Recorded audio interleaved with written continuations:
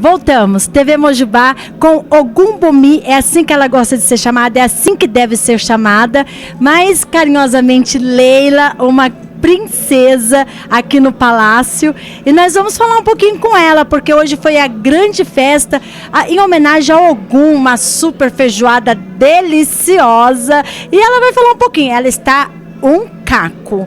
Diz ela que está se sentindo um bagaço, que quer banho quente e cama, mas ela vai falar antes do banho quente, ela vai falar de Ogum. Bom, Ogum para mim é tudo, é vida. Ogum é meu marido, meu irmão, meu amigo. Ogum é tudo, é o ar que eu respiro, é o meu caminho, o caminho de todos. Ogum é próspero, Ogum é guerra vencida, né? Ogum é tecnologia, é terra. Ogum é vida. Para mim, Ogum é vida. Eu costumo dizer que eu sou cria de Oxóssi, né? Sou nascida na mão de Oxóssi 2 vezes, mas Ogum é Ogum, né? Ogum é Ogum com respeito e amor aos demais, que todos têm uma função dentro do panteão dos orixás, né? Mas Ogum é Ogum, eu sou Ogum Bomi.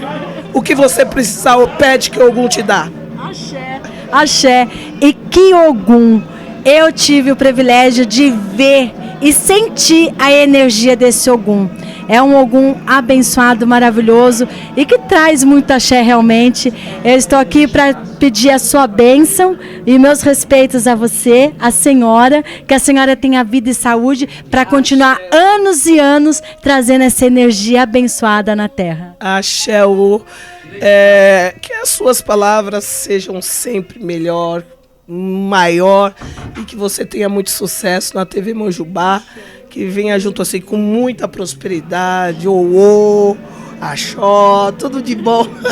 Olha, e o pai protetor da TV Mojubá é Ogum. Ah, que maravilha!